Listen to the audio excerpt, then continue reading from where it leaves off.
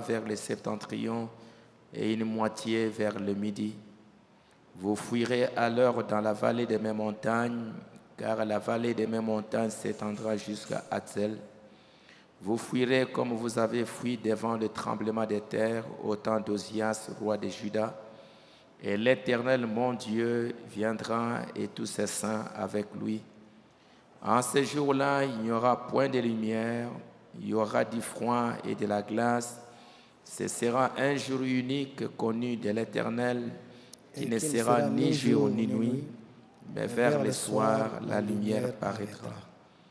En ce jour-là, des eaux vives sortiront de Jérusalem et couleront moitié vers la mer orientale, moitié vers la mer occidentale. Il en sera ainsi été et hiver. L'Éternel sera roi de toute la terre. En ce jour-là, l'Éternel sera le seul Éternel et son nom sera le seul nom.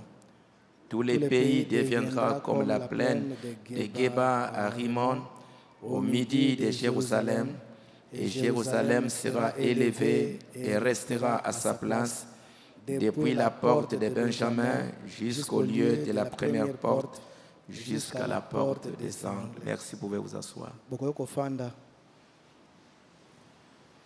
Donc il va nous faire un témoignage de la manière dont les Juifs se préparent pour reconstruire le troisième temple.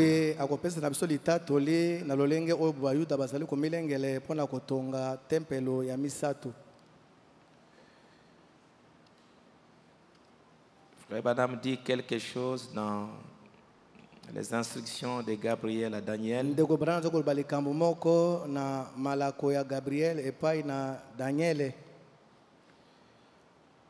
Je comprends par les lettres des prophètes qu'Israël deviendra une nation. Et c'est déjà arrivé. Depuis 1948, Israël est devenu une nation. En 2018, ils ont célébré les 70 ans. Et j'avais aussi souhaité être là. Et on était là quand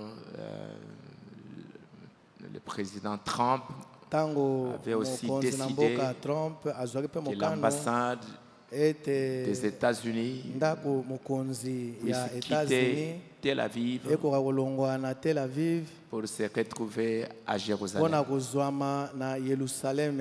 C'était aussi un 70e anniversaire. Je comprends donc par lettre des prophètes qu'Israël deviendra une nation. Le culte sera rétabli dans le temple. Dieu traitera de nouveau avec elle quand elle sera retournée dans sa patrie.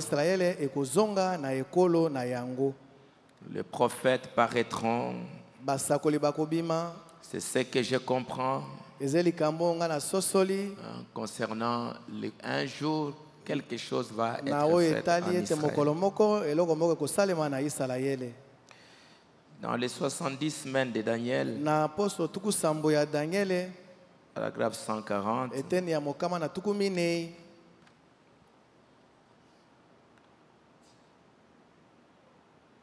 cas 141. Maintenant, regardez bien. Nous voyons ce que ça fait. Nous voyons que ça fait maintenant environ 40 ans que les Juifs retournent à peu près le même temps qu'ils ont mis à partir jusqu'à la destruction du temple. Ils ont mis 40 ans à revenir avant d'ériger un nouveau temple. Pour voir que c'est réellement quelque chose qui est dans leur cœur. Vous voyez qu'ils ont perdu un temple. Et ils veulent restaurer ce temple. Il y a beaucoup d'endroits en Israël. Et les Juifs ont beaucoup d'argent. Si ce n'était que reconstruire un temple, ils pouvaient le reconstruire n'importe où en Israël. Mais quand on parle de la restauration, de la reconstruction, c'est pour rentrer au même endroit là, au même emplacement, pas aller ailleurs,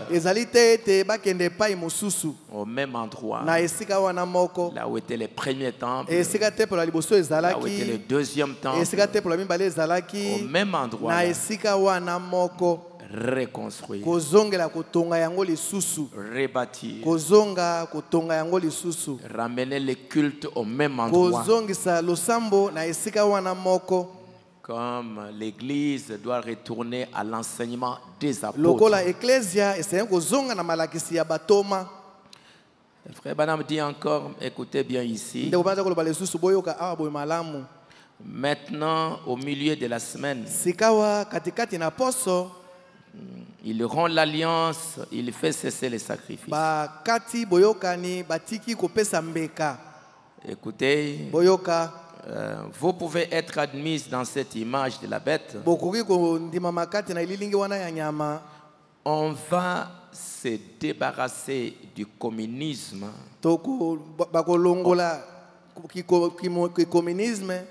On va complètement balayer le communisme. Et ils peuvent le faire.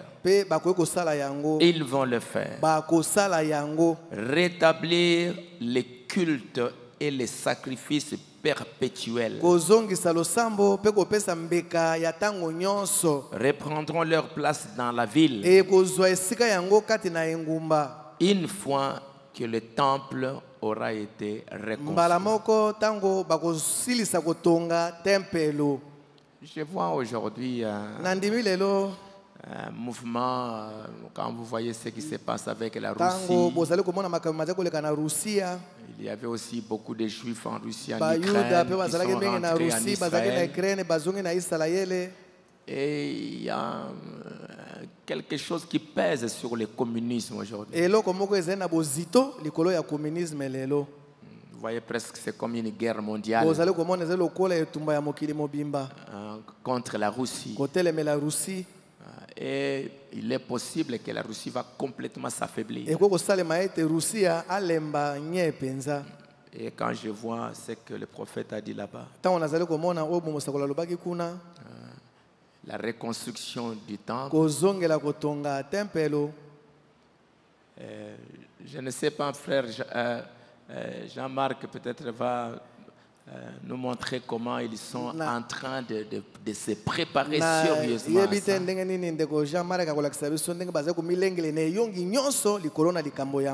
Au même endroit, à la même place. Il y a tellement de questions qui se posent. Comment cela va arriver? Avec la résistance des pays, de certains pays arabes,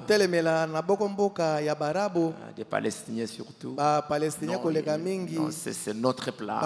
C'est notre place. C'est très dur. Comment cela va se faire? C'est Dieu qui connaît. Mais le peuple d'Israël se prépare pour que le moment arrivé, alors la chose va être là possible. On ne sait pas comment ça va se faire. Comment cela va arriver, ce sera par une guerre ou bien par une entente. Ils s'entendent et puis après on libère l'endroit. Nous ne savons pas.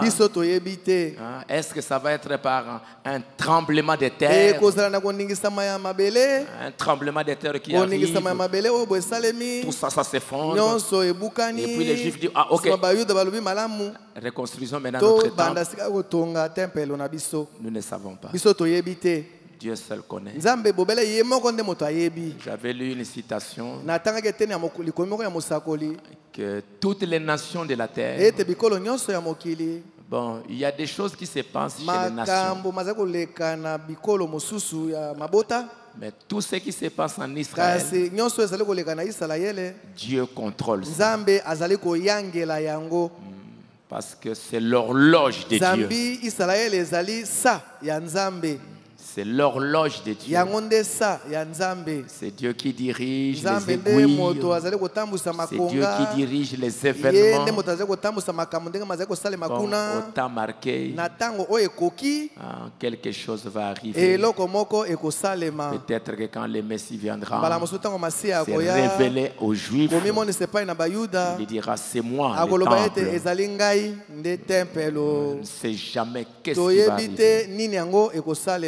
Mais nous prions pour eux. Pendant que nous aussi, de notre côté, nous nous préparons. Parce que ce qu'il va nous dire, c'est un signe. Quand vous verrez les figuiers, quand vous verrez les figuiers reverdir, ils sont retournés dans leur pays. Ils ont reconstruit Jérusalem. Et maintenant, les cœurs de Jérusalem, ils sont en train de se préparer. Alors, si eux, ils se préparent, vous voyez le sérieux qu'ils y mettent. Nous aussi, nous devons nous préparer. Ne pas être distrait.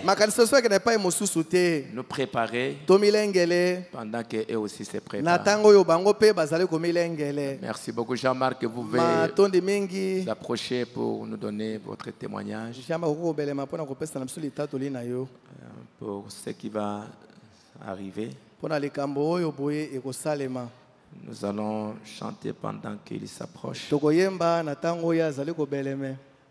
Encore une fois, nous allons nous lever, chanter. Aussi longtemps.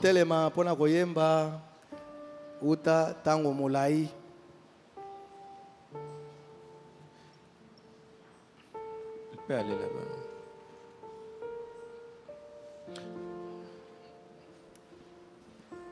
Eh, prenez le micro ici.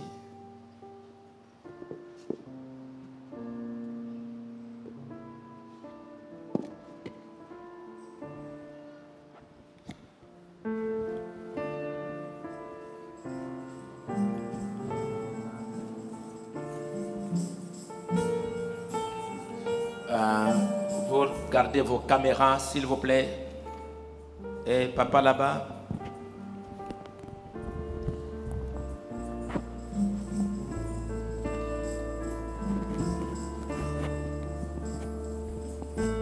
Oh, si longtemps dans nos cœurs vibrera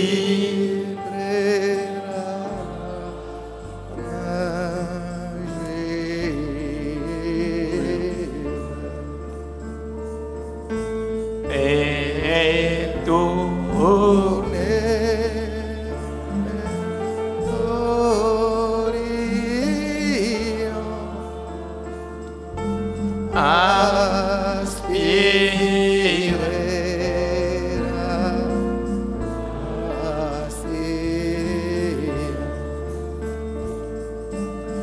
No.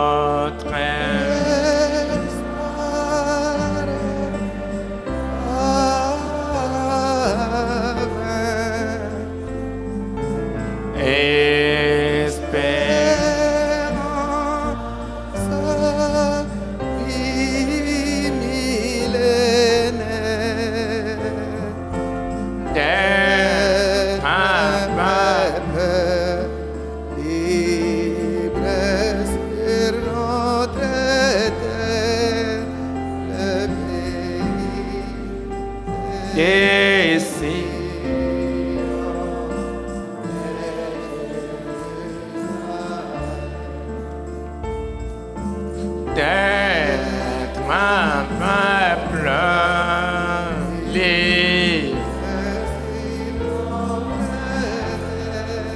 L'épée.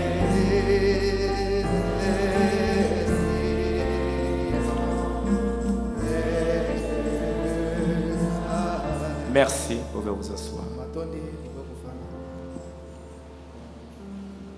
Merci mon ami pour cette introduction et merci les amis de me recevoir.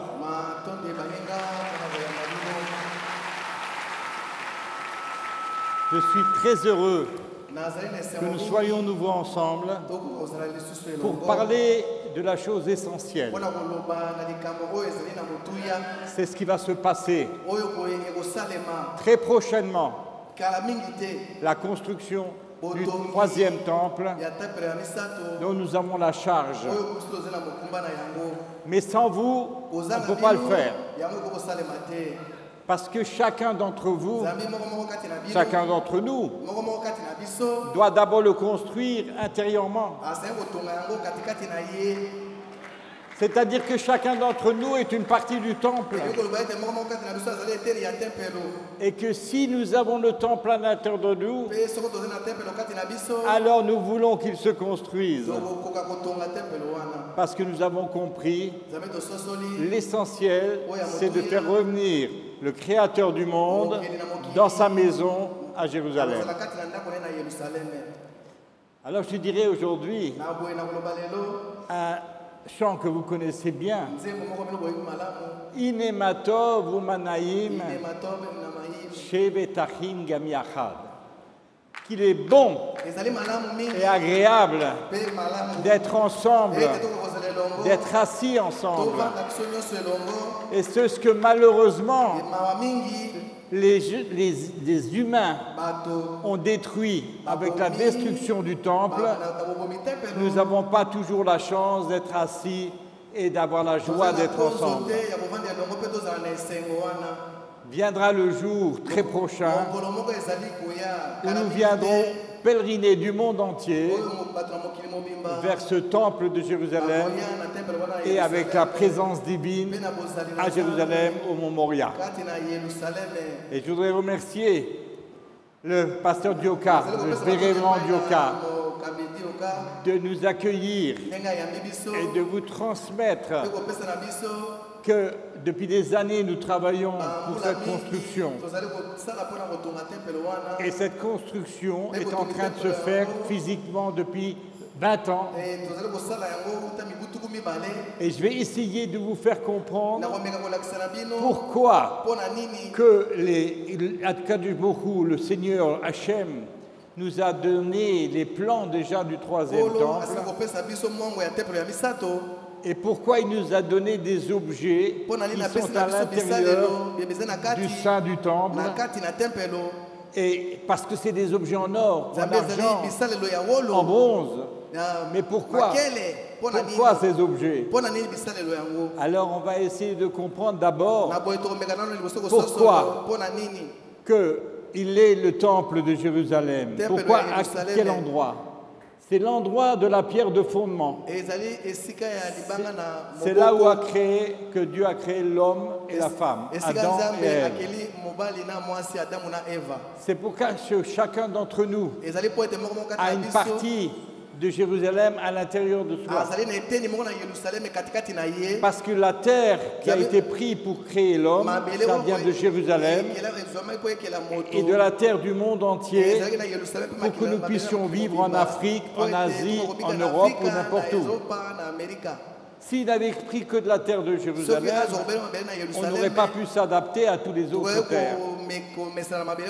Alors c'est pour ça qu'à Jérusalem, il a formé l'homme à son image, mais pas à l'image comme nous le connaissons. Un homme peut construire un temple, peut construire un monde, ou peut le détruire. Il a le potentiel de Dieu parce qu'il a une partie de Dieu dans lui. Alors cet endroit, c'est là où il y avait la création du monde, le sacrifice d'Isaac, c'est-à-dire exactement là où il y avait le premier temple. Et après, il y a eu le deuxième temple. Donc le deuxième temple a été construit exactement à l'endroit où maintenant, malheureusement, il a été démoli. Et voilà ce qui reste aujourd'hui, la désolation sur le mont du temple. Alors, dans cette enceinte, qui est le sein du temple, c'est-à-dire cet endroit-là, Dieu nous a dit de mettre des objets, de construire des objets. Comme à l'époque du temple portatif. Et il nous a donné un objet qui est la menorah. La menorah, mais pourquoi la menorah? Le chandelier que tout le monde connaît aujourd'hui. Mais à l'époque, on ne savait pas ce que c'était le chandelier. Et Dieu l'a façonné lui-même dans le premier temple. Et 2 fois par jour, on allumait le chandelier. Mais pourquoi ce chandelier a 7 branches? 7 branches, et pourquoi pas 8 et pourquoi pas 9? Alors Dieu nous rappelle qu'il y a 7 jours de la création. Il a créé le monde en 6 jours et le 7e, il a arrêté toute création. Le jour de l'arrêt de la finition du monde, c'était la branche centrale. Et toutes les lumières allaient convergeant du centre. Et il nous dit, tout tient sur cette branche-là. Si vous enlevez la branche centrale, ces jours où nous avons une relation particulière avec Dieu, qui s'appelle dans la Torah Shabbat, mais pour d'autres c'est le dimanche ou d'autres le vendredi. Mais cette branche centrale, elle tient les autres branches, qu'elle tient la semaine. Si vous n'avez pas la branche centrale, la semaine tombe. Il y a 3 jours et 3 jours, c'est les 6 jours où Dieu a créé le monde. Et il nous a dit, travaillez pendant 6 jours, et le 7e, vous arrêtez toute création. Alors, effectivement, on comprend mieux pourquoi que Dieu nous a déjà donné ce chandelier qui va éclairer le monde entier. Mais est-ce que ce chandelier va éclairer le monde entier si vous l'allumez? Il n'éclairera même pas cette place. Alors, Dieu nous dit non. Toi, tu es un chandelier à toi tout seul. C'est-à-dire que tu dois, toi, éclairer le monde. Si tu as compris cela, alors il y a 3 pieds dans le chandelier. Les 3 pieds, Dieu nous dit, c'est la vérité. L'autre, la justice. Le 3e, la paix. La vérité engendre la justice, la 3e engendre la paix. Donc, si on a compris la menorah et qu'on a à l'intérieur de nous-mêmes que nous sommes vérité, justice et paix, à ce moment-là, nous pouvons éclairer l'autre. C'est-à-dire le monde entier sera éclairé par vous grâce à cette menorah qui était dans le temple et qui était allumé 2 fois par jour. Donc, l'éclairage, c'est vous qui allez le faire. Mais Dieu nous dit, tu la mettras dans le sein du temple pour que tu puisses comprendre que je vais être en relation avec toi en permanence. Il y a un deuxième objet qui est la table de pain des propositions qui s'appelle l'autel qui s'appelle la table des pains, Shulchan Apanim en hébreu, c'est-à-dire la table du visage. Mais pourquoi la table du visage? On y mettait 12 pains. Et ces pains était sur ces 6 pains à droite et 6 pains à gauche. Mais pourquoi du pain? Et on le remplaçait tous les vendredis. Et les Cohen le mangeaient le Shabbat. Alors on pense que ce pain n'était pas bon d'un vendredi à l'autre. Alors si, c'était un des miracles du temple, c'est qu'il était resté chaud et moelleux d'un vendredi à l'autre. Et donc pourquoi du pain? Mesdames, pour faire du pain, pourquoi du pain? Pour faire du pain, qu'est-ce qu'il faut? Il faut d'abord avoir de la farine. Mais pour avoir de la farine, qu'est-ce qu'il faut? Il faut planter la terre, l'arroser, il faut du soleil. Mais avant tout, qu'est-ce qu'il faut? Il faut la terre. Si vous n'avez pas de terre, vous ne pouvez rien planter et on ne mangera rien. Alors, la première des choses que Dieu a fait, il a créé le ciel et la terre. C'est-à-dire que si nous travaillons la terre et nous arrosons, effectivement, nous demandons à Dieu la pluie et nous demandons le soleil, à ce moment-là, nous plantons la terre, nous travaillons et Dieu donne le fruit de la terre. Donc il nous a dit, si tu comprends ça, tu comprends pourquoi je t'ai mis la table des pains, parce que si je vois ce pain beau et moelleux, à ce moment-là je sais que tu as une relation avec moi. Messieurs, dames, à l'époque du temple, à l'époque du roi Salomon, c'est lui qui nous écrit un grain de blé. Un grain de blé. C'était à peu près la valeur d'une balle de baseball. Un grain. Aujourd'hui, qu'est-ce qu'il est? Tout petit. Parce que Dieu a dit, vous ne voulez pas de moi au temple, alors vous verrez les conséquences de mon absence. On doit faire des hectares et des hectares de plantation parce que nous n'avons plus le temple, parce que la terre ne donne plus qu'elle doit donner, alors que le roi Salomon nous écrit bien que le grain de blé, c'était la valeur de 3 œufs à peu près. Donc vous voyez une deuxième raison. Pourquoi qu'il faut absolument que le temple se reconstruise. Déjà pour la nourriture que nous aurons facilement. Parce que Dieu veut nous donner ce bien-être. Il y a également un objet à l'intérieur du temple qui est l'autel des parfums. L'autel des parfums, je trouve, pardon, excusez-moi, je ne l'ai pas ici, je l'ai ici.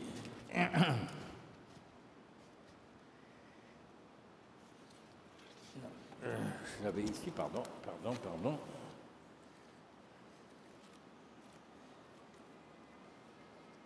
Excusez-moi.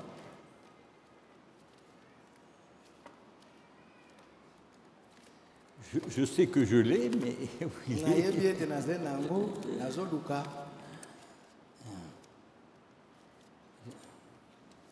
Écoutez, je ne sais pas pourquoi il n'est pas là. J'avais fait une conférence hier, peut-être que je l'ai laissé.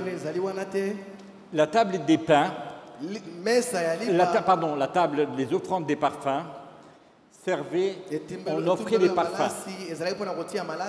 11 parfums. 11 parfums sur cette table de pain. Et cette table de pain était dans le sein également du table. Elle était en bois de chittim recouverte d'or. Et on y mettait 11 parfums et Dieu allumait les parfums directement. Mais pourquoi 11 parfums? Un parfum sentait particulièrement mauvais. Il sentait mauvais et pourtant Dieu dit c'est un parfum pour moi. Vous le rajouterez parce que pour moi c'est un parfum. Alors nos maîtres nous enseignent que ce parfum qui sent un peu moins bon, c'est parmi pas parmi vous, parmi ceux qui sont à l'extérieur, qui n'ont pas appris à comprendre le temple, qui n'ont pas eu la chance de comprendre l'amitié qu'on doit avoir les uns avec les autres. Mais il ne faut pas les rejeter. Il faut les ramener vers le temple. Il faut les ramener vers les communautés pour leur expliquer. Alors, les 10 parfums qui sentent bon, dont que vous faites partie, et vous rajouterez celui qui est un peu moins en connaissance, alors tous les parfums vont sentir bon. Parce qu'il y a une majorité de parfums qui sentent bon. Et c'est la signification. Et Dieu lui dit, comprends que ces parfums, moi je les allume à condition, et je les éclaire à condition qu'ils soient tous ensemble. Alors, vous vous rendez compte que les objets qui sont dans le sein du temple, ce n'est pas un hasard si Dieu nous les a donnés. Et dans le sein des saints, où le Kohen Gadol, ou le grand prêtre rentrait une fois dans l'année, le jour de Yom Kippour, c'était l'arche d'alliance. Cette arche d'alliance qui est encore aujourd'hui près du temple de Jérusalem. Je ne vous dirai pas où, mais il est à l'intérieur du temple. Et il est enfui depuis la destruction du premier temple. Le roi Josias, un des derniers rois qui régnait sur Israël, l'a enfui là où Dieu avait déjà dit qu'il fallait le mettre. Et aujourd'hui, elle y est encore à cet endroit. On sait où elle est là. Mais c'est extraordinaire parce que beaucoup de gens disent il est parti à droite, à gauche. Alors sachez que pendant 420 ans du deuxième temple, l'arche n'était pas dans le deuxième temple. Elle était dans l'endroit où le roi Joseph l'a enfui. Il est en bas. Alors, on sait pourquoi également. Qu'est-ce qui est dans l'arche? Vous savez tous ce qui est dans l'arche. Il y a les 10 commandements, les pierres qui ont été cassées de Moïse, mais les deuxièmes pierres qui ont été refaites. Il y a les rouleaux de Torah qu'on lit encore aujourd'hui dans toutes les synagogues. Il y a la manne, il y a le bâton d'Aaron, et il y a de l'huile d'onction. Alors, effectivement, on dit, mais alors, pourquoi que l'arche ne monte pas? Alors, tant que le temple n'est pas reconstruit, cette arche ne peut pas monter. Alors cette arche était faite d'une boîte extérieure comme ça, en boîte chittim recouverte d'or. Une deuxième boîte qui rentrait dans la première, qui était qu'en bois de chittim, qui n'avait pas d'or tout autour. Et une troisième boîte qui rentrait dans la deuxième et qui était en bois de chittim, en bois d'acacia, c'est de l'acacia, recouvert d'or. Et l'une rentrait dans l'autre, et au milieu, on a mis les objets que je vous ai dit, la Torah, les tables de la loi, l'autel, le bâton d'Aaron, et donc la manne. Donc on retrouvera. Mais pourquoi ces 3 boîtes? Pourquoi 3 boîtes et pas une seule boîte? Alors il y a une boîte au milieu de celle-là qui est en bois brut. Il n'y a pas d'or. Le bois brut, nos maîtres nous enseignent que c'est nous. Quand nous naissons, quand nous naissons, nous sommes sans connaissance. Qui nous donne la connaissance?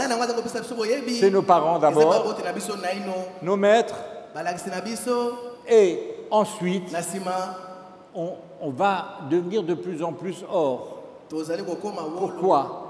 Parce que nous serons hors extérieur, avec la boîte extérieure en or, et nous sommes hors intérieur, comme la boîte à l'intérieur.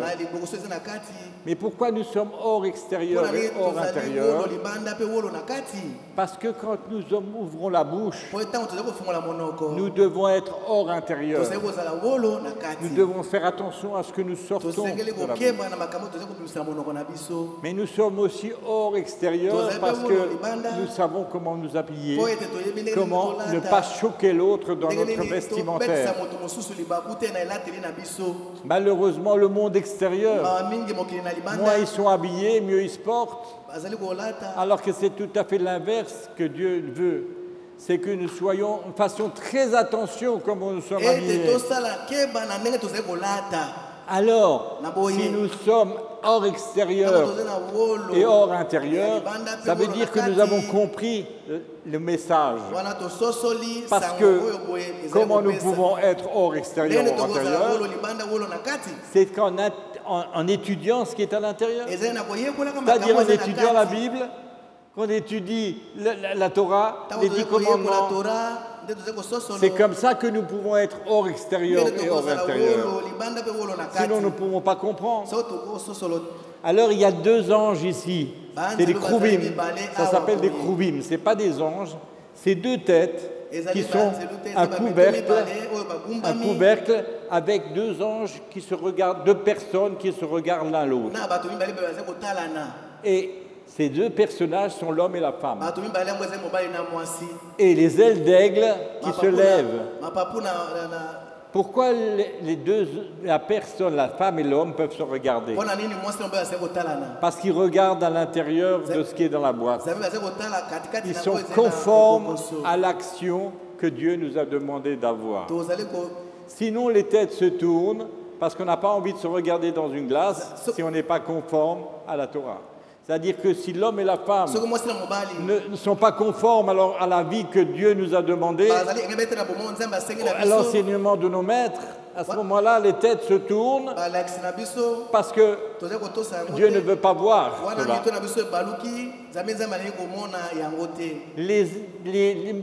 Les doctrines, c'est-à-dire les personnes qui vous disent aujourd'hui on peut avoir des relations avec des hommes ou avec des femmes, peu importe, dans certaines mouvances qu'on entend, c'est une catastrophe puisqu'il est marqué, c'est une abomination. Dans la Torah, c'est marqué une abomination. Alors les ailes d'aigle peuvent se lever, pourquoi? Parce que l'aigle, c'est l'oiseau qui vole le plus haut. Et il n'a pas peur, puisque au-dessus de lui, il a Dieu. Mais ses enfants, il les met sur le dos. Parce qu'il dit, si on veut me tuer, les flèches vont m'atteindre, mais pas mes enfants. Les autres oiseaux prennent leurs enfants dans leurs pattes. Mais ce n'est pas notre fait. Nous faisons attention à nos enfants. On les protège. On les met sur le dos parce qu'on sait que Dieu est au-dessus de nous. Et donc les ailes d'aigle, c'est justement au-dessus de l'homme et de la femme. Nous n'avons pas peur parce que Dieu est au-dessus de nous et nous sommes conformes et Dieu nous protège. Et dans le temple de Jérusalem, justement, Dieu se matérialisait, il venait descendre dans le Saint des Saints entre les anges, et c'est là où il s'adressait à Aaron quand il rentrait dans le temple, et parce qu'ils étaient conformes. Ils étaient conformes, la femme et l'homme étaient conformes, et le peuple d'Israël était conforme. Alors, où il a mis cette arche, où il a demandé de mettre cette arche? Eh bien, exactement dans le Saint des Saints, où exactement là où il a créé l'homme et la femme. Il a mis exactement, il a demandé qu'on mette l'arche là où il a créé l'homme et la femme. Il a dit, si tu comprends le message, alors ça vaut la peine que je puisse avoir créé l'homme et la femme. Et c'est donc le symbole du temple de Jérusalem. C'est-à-dire que nous sommes en train de vouloir demander au Créateur du monde, Hachem, viens vers nous de nouveau, rentre dans ta maison. Et nous avons la charge de le construire. Nous ne pouvons pas laisser faire, nous devons construire. Et c'est pour ça que, mes amis, nous sommes à peu près déjà 90% prêts. Avec les pierres, avec les objets qui sont déjà préparés. Vous les avez vus hier en film déjà. Nous sommes prêts et nous demandons à Dieu, déclenche le processus. Donne-nous ce signe pour que nous puissions reconstruire. Alors je vais vous dire un petit secret. C'est que nous sommes en train de travailler au déplacement du dôme du rocher.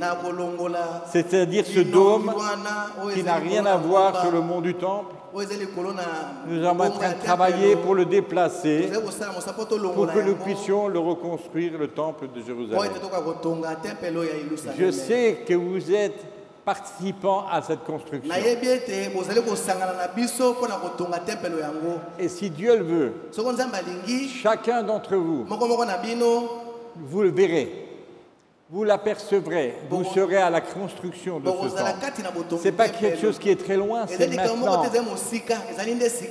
Et comment vous le verrez tous en même temps? Vous verrez la chose qui est déjà marquée il y a 2000 ans. Dieu nous a dit, et vous verrez la construction du temple en même temps. Vous verrez l'avènement du Mashiach, la construction en même temps dans le monde entier. Alors comment c'est possible?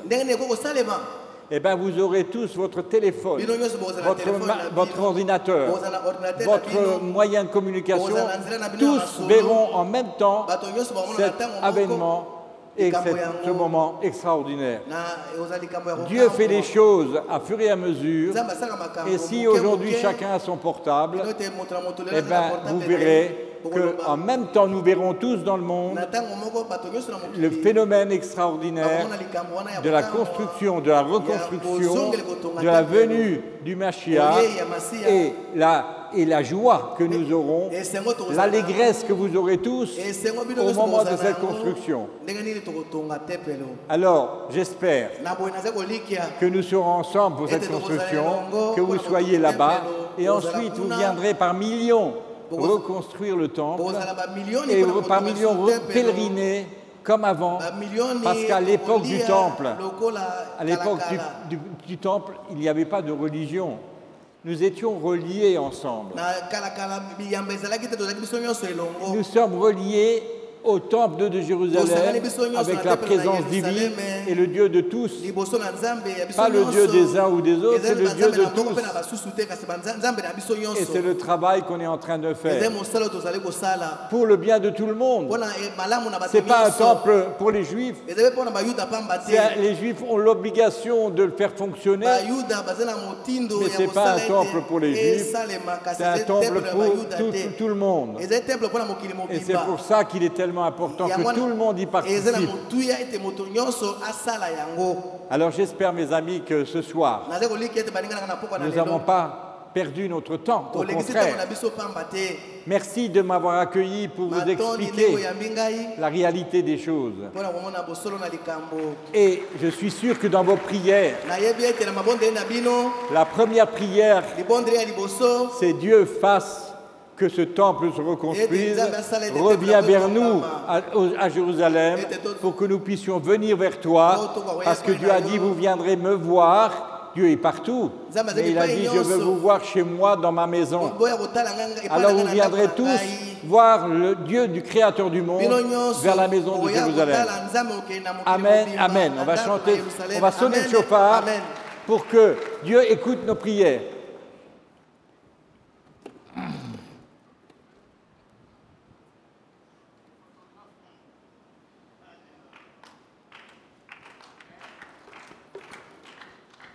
Pourquoi le chauffard, il y a plusieurs sons? Parce que c'est comme un pleur. On demande en pleurant à Dieu, écoute-nous, écoute nos prières et reconstruis, et aide-nous à reconstruire ta maison sur cette terre.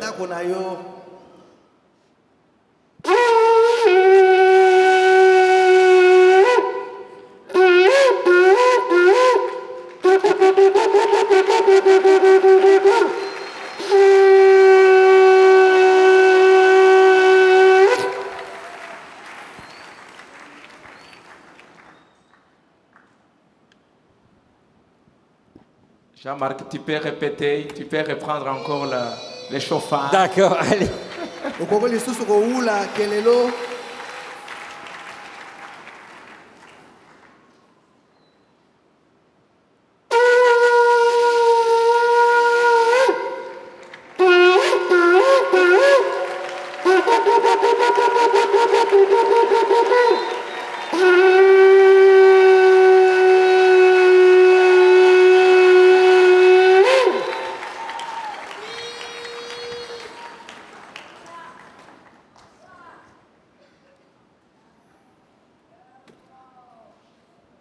Merci.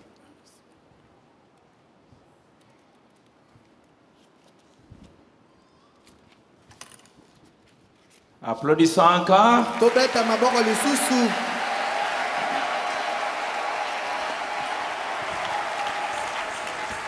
Mettons alors.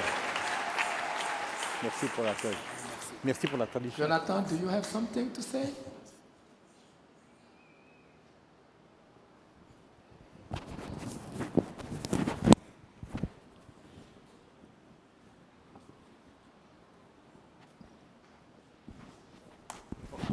Oui, Caleb.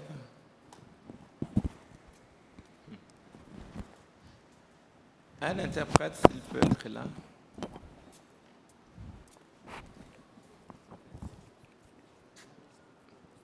Ah.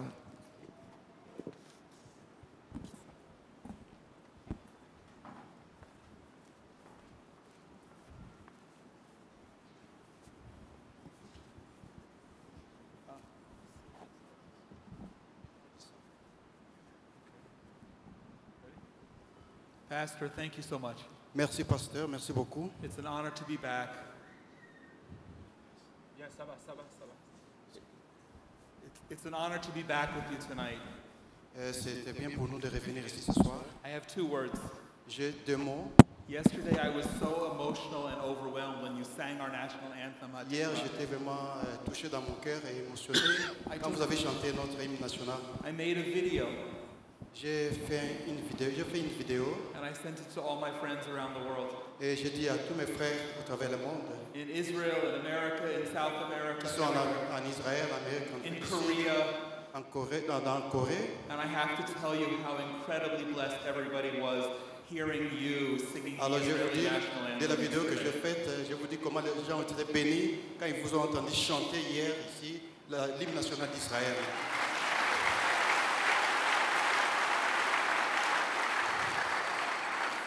And I'll tell you a small secret. Et je vais vous dire un petit secret. Tomorrow I have an article coming out of the Jerusalem Post. Tomorrow I have an article J'ai un article pour demain that we published in the Jerusalem Post, qui sera publié dans le journal Jerusalem Post. Israel's major English language newspaper. Et c'est en anglais. It talks about the blessing of my being here. Ça va parler de mon temps que j'ai passé ici. I J'ai été béni. write about how I pray that you will all be blessed. Et j'ai écrit ce qui s'est passé hier par rapport à la bénédiction que nous avons ici. And I ask our government to return our embassy to Kinshasa. Et je vais dire à notre gouvernement de réouvrir l'ambassade d'Israël à Kinshasa.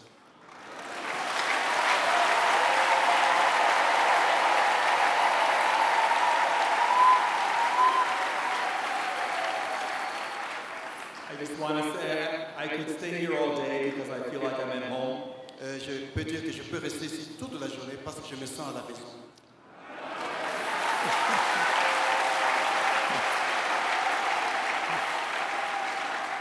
But I'll be back. I will be back. Mais je reviendrai vers vous. and I thank you and I bless you. Je vous remercie et je vous bénis. So thank you. Merci, pasteur.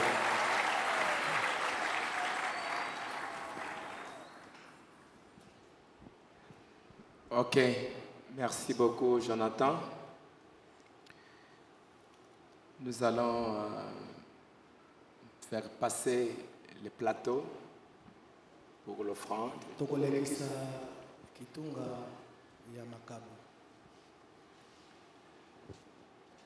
L'histoire de Ruth et Naomi, c'est très prophétique.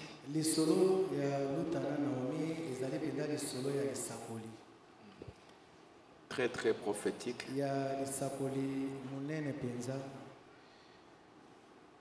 Comment Ruth devait entrer, elle, dans le mariage.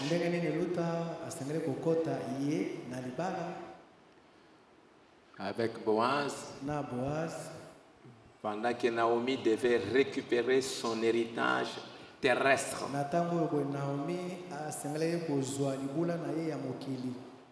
Tout ce qu'elle avait perdu,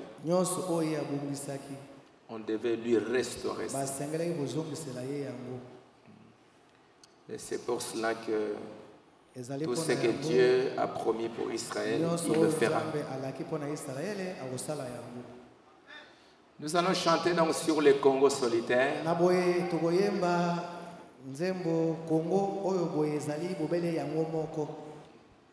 Je dis un chant chanté par les missionnaires, ça fait de longues années.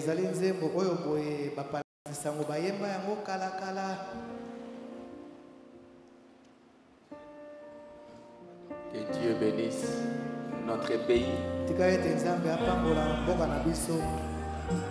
S'il vous bénit, il bénit votre pays.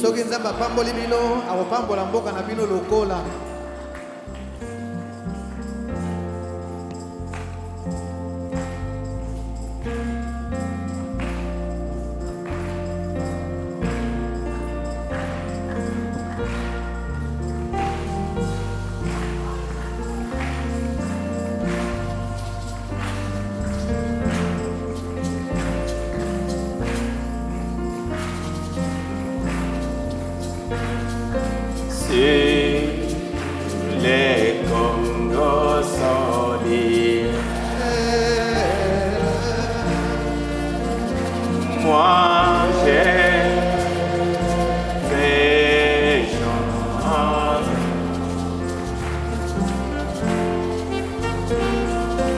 voix et cette voix des langues.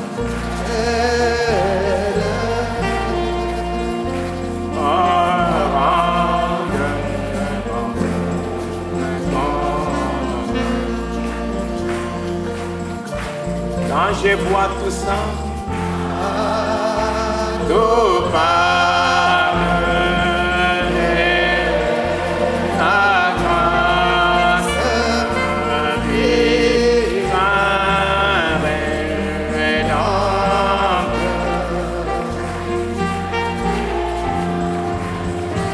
qui continue à m'aimer.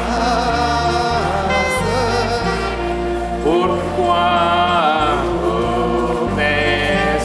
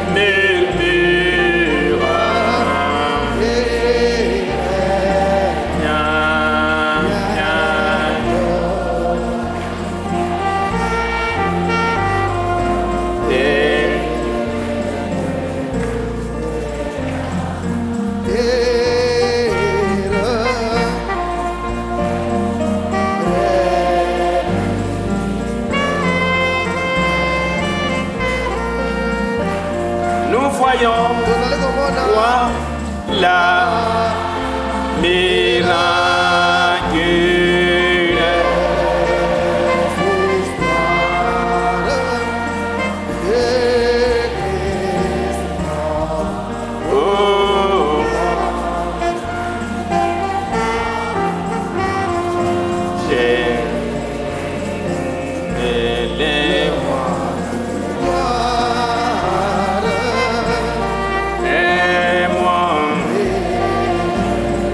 encore une fois, la miraculeuse.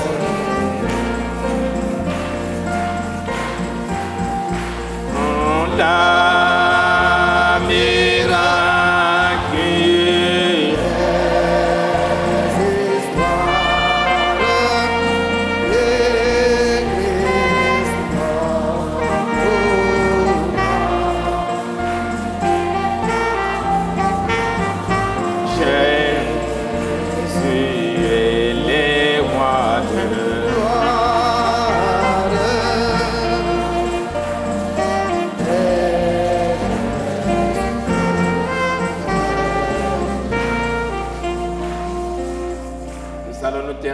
Nous allons chanter Mon Dieu plus près de toi. Il y a encore pour Israël, son peuple. Priez pour tous les chrétiens à travers le monde et demander la grâce de Dieu. Nous avons vu il y a un puissant tremblement de terre en Turquie.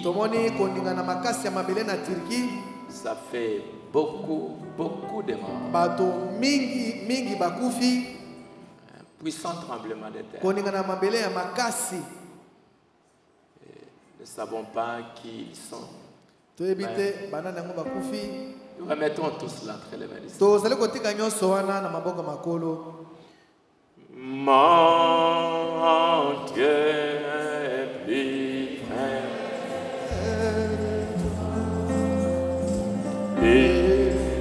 Et près de toi,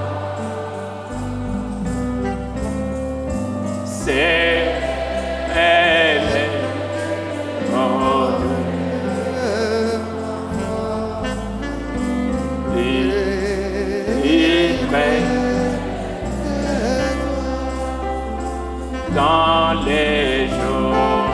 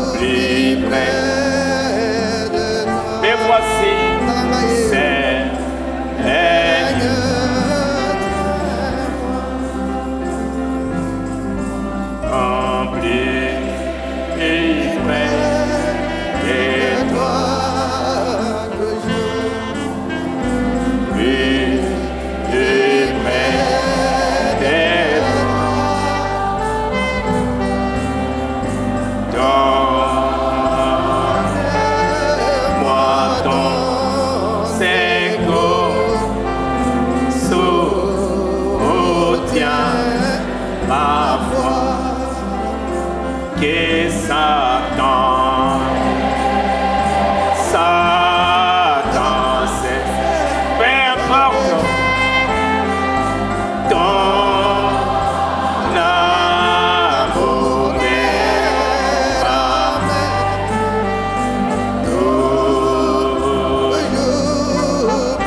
demander, Seigneur. Jésus.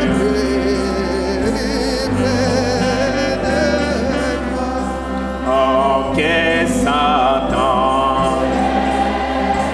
Satan, peu importe. S'il se déchaîne, ton honneur.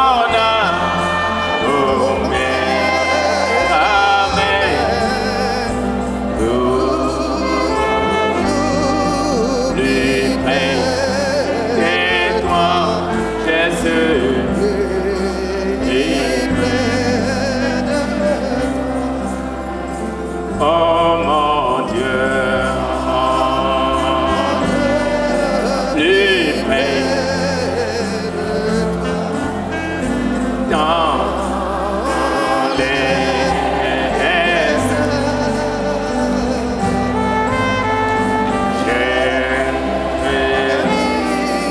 ton ciel ouvert et près. Toi, bel errant, l'air bon, ton chant avec l'orage, mon Dieu, plus près de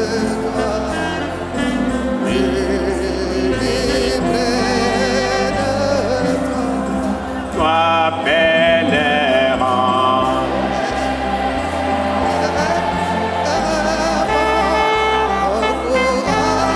je vois avec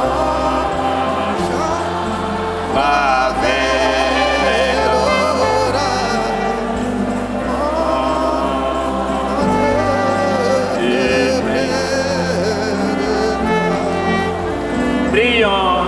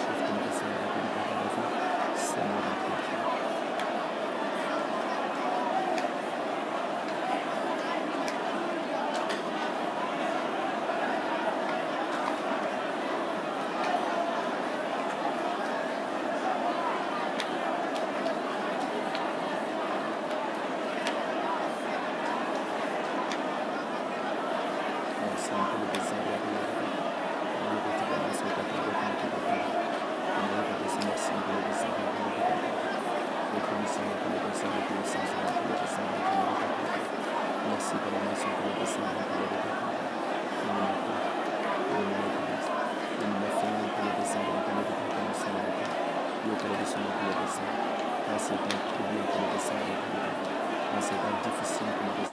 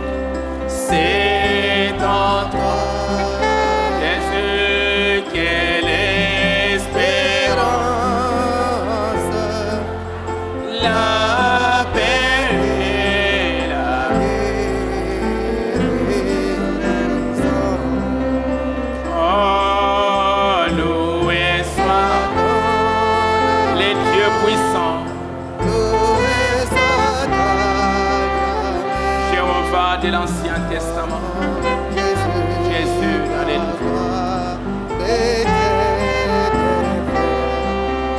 Chantons, loué soit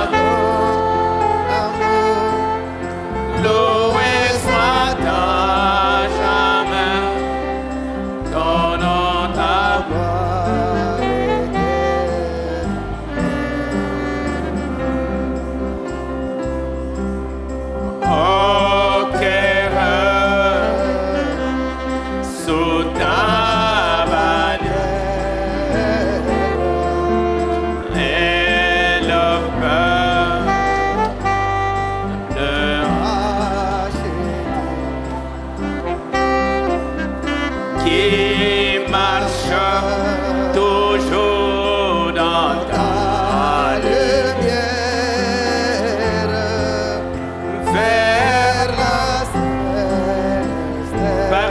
Divine parole,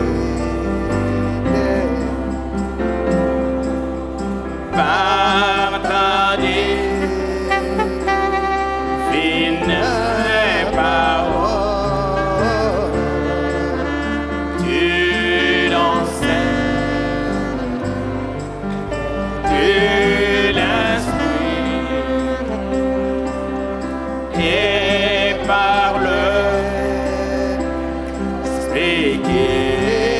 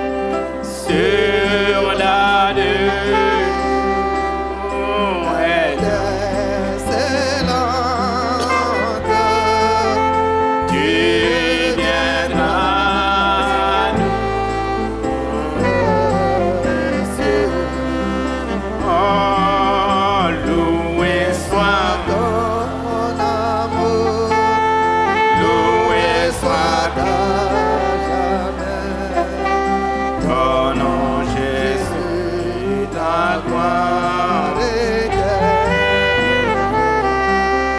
Chantons, loué soit ton amour, loué soit ta jamais, donnons ta gloire éternelle.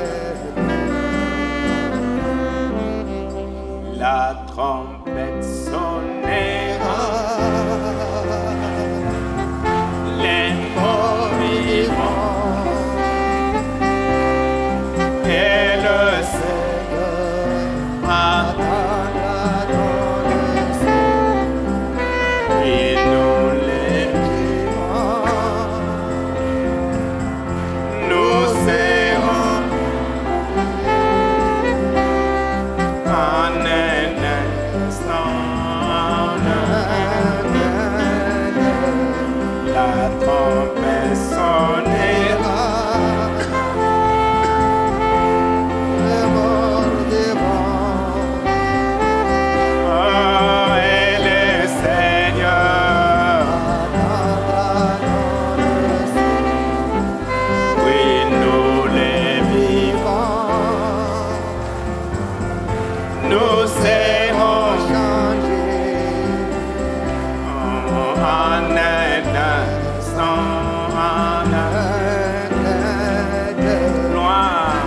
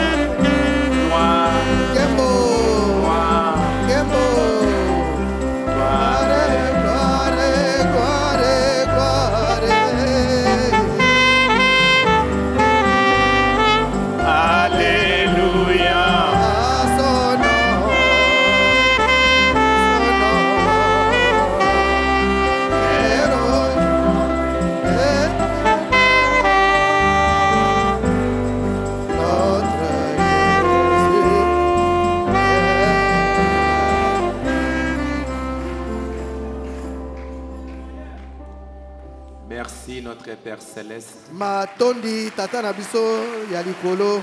Merci le Dieu Tout-Puissant. Matondi nzambe ya nguya nyonso. Toi qui as créé les cieux et la terre. Yo yo boyokelaki likolo na se.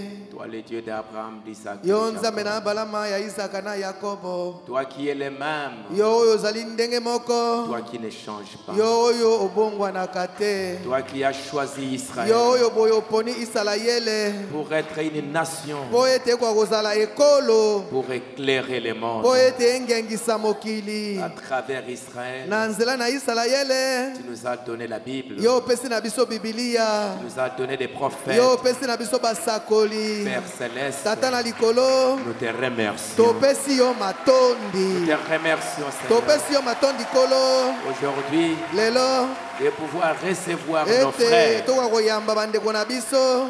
Nos frères juifs, nos frères israélites, qui aujourd'hui, conformément aux promesses de la Bible, ils se préparent pour reconstruire les temples, parce qu'ils veulent voir le Messie qui a été promis dans la Bible. Père Céleste, nous voulons les abandonner entre toi. Père, Tata, toi tu connais tout ce que tu as programmé pour Israël. Et rien ne faillira. Comme la Bible le dit, les cieux et la terre passeront, mais ta parole ne passera jamais. C'est pourquoi, Seigneur Jésus, nous te remercions. Bientôt, tu te révéleras à ton peuple. Tu te feras connaître à tes enfants. C'est pour cela, Seigneur, nous remettons tout ce qui a été programmé entre toi. Que toi tu conduis, Seigneur. Ce ne sera pas l'homme, comme Zacharie l'a dit. Toi, grande montagne, qui es-tu devant Zorobabel? Tu seras aplani. Et les gens crieront: grâce, grâce, grâce. Car ce n'est ni par la puissance, ni par la force, mais c'est par mon esprit. Bien-aimé Père Céleste, nous voulons aussi nous abandonner. Quand nous voyons Israël se préparer, nous aussi, Seigneur, nous voulons être prêts. Parce que le temple de Dieu doit être aussi construit en nous.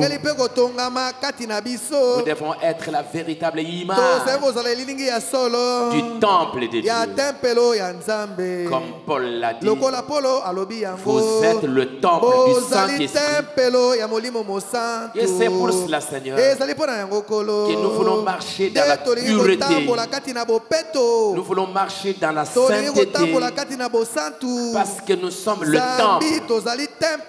Comme nous venons de l'entendre, que l'or à l'extérieur, l'or à l'intérieur, les pierres qui ont été utilisées pour construire le premier temple au temps de Salomon, ces pierres étaient façonnées à l'intérieur, à l'extérieur. C'était bien façonné. Ce n'était pas des pierres qu'on a ramassées quelque part. C'était des pierres bien taillées.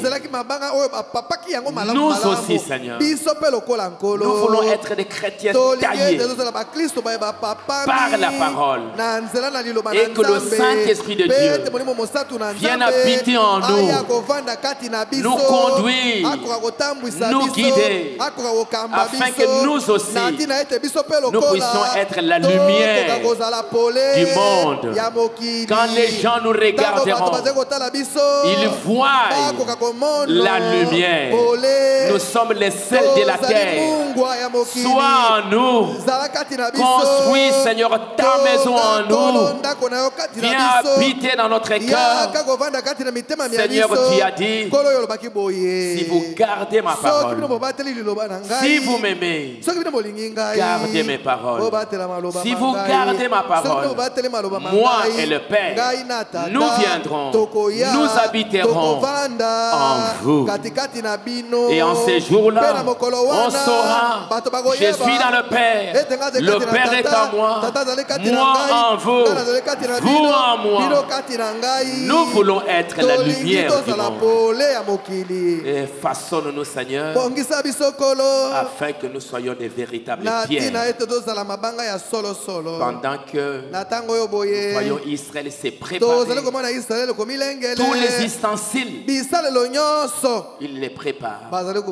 Seigneur Dieu, prépare nos cœurs, prépare nos âmes. Nous remettons tes enfants, ton peuple partout dans le monde. Que tu sois avec eux, que tu les gardes, que tu les protèges. Il y a eu un tremblement de terre en Turquie, en Syrie. Beaucoup de gens qui sont morts. Est-ce un signe au début de cette année. Seigneur Dieu, sois avec nous. Garde-nous. Que nous ne soyons pas distraits, mais que nos pensées soient fixées sur Jésus-Christ. Et que, Seigneur, nous puissions marcher dans la crainte et dans l'amour de Dieu. Bien-aimé Seigneur, je te prie de bénir mon église ce soir. Chacun d'eux, pour ce qu'ils ont fait, pour l'offrande, que toi, Seigneur, tu multiplies ce qu'ils ont fait, ceux qui n'ont pas eu, mais qui en avaient le désir, que tu les raccordes, et que la paix de Jésus-Christ soit dans leur cœur, et qu'ils prospèrent en toutes choses. Israël, c'est une petite nation par rapport au monde, mais Israël est une très grande bénédiction. Dans tous les pays du monde, ils sont une bénédiction. Ils participent dans tous les pays à la bénédiction de ces pays. Aide-nous aussi, comme fils d'Abraham, que nous soyons une bénédiction pour notre nation, pour tous les autres aussi. Et nous remettons aussi le Congo entre tes mains. Que tu bénisses ces pays, que tu diriges, que tu conduis les autorités, que tu les raccordes la grâce, et surtout qu'il y ait la paix dans ces pays, et que tes enfants prospèrent. Nous avons ainsi demandé, croyant que tu nous l'accorderas. Nous remettons aussi notre frère Albert entre tes mains, pour tout ce qu'il a fait. Sois avec lui, bénis-le et son association, et que tout, Seigneur notre Dieu, soit pour ta gloire et pour notre bonheur. Au nom du Seigneur Jésus-Christ, nous disons tous Amen. Amen. Amen. Merci beaucoup d'avoir été avec nous ce soir. Vous allez être informés si il y aura une autre réunion, peut-être la semaine prochaine, avant qu'ils ne partent. Nous allons...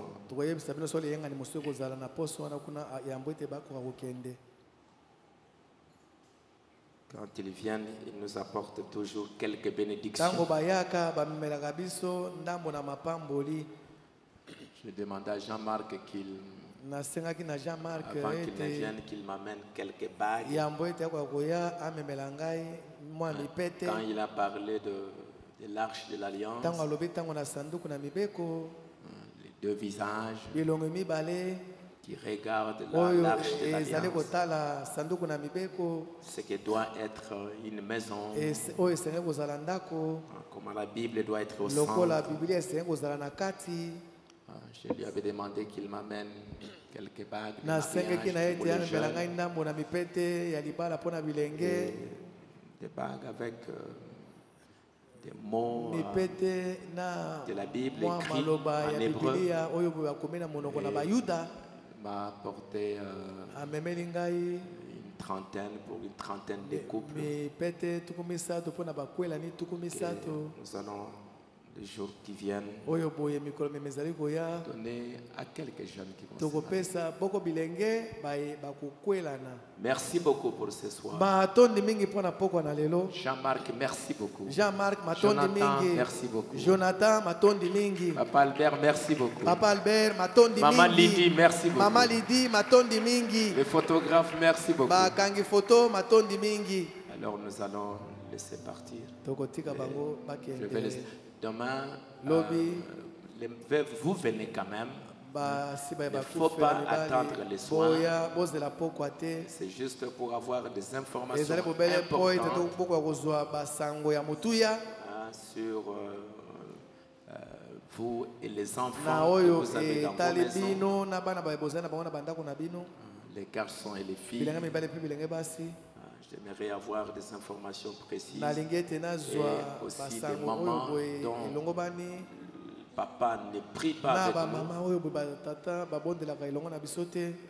Les mamans dont les papas sont partis, que ce soit 6 mois, surtout à partir de 6 mois, plusieurs années, que vous venez, on va vous donner une fiche. C'est très important pour moi. Je vous ai parlé de l'identification et surtout voir ce que vous avez comme responsabilité. À 15 heures, faites un effort, j'ai beaucoup de travail à faire. 15 heures, soyez déjà là. J'ai des visiteurs, vous allez être là. Merci. Nous allons chanter Ne crains rien.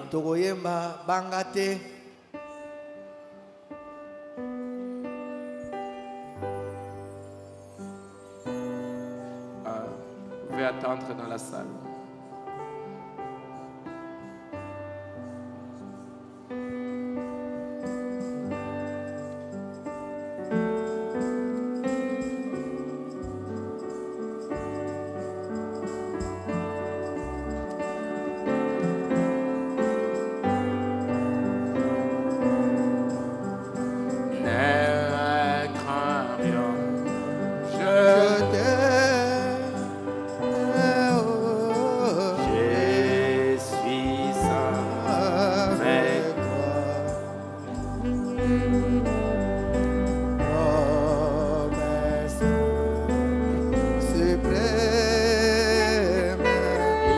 Parler du chandelier.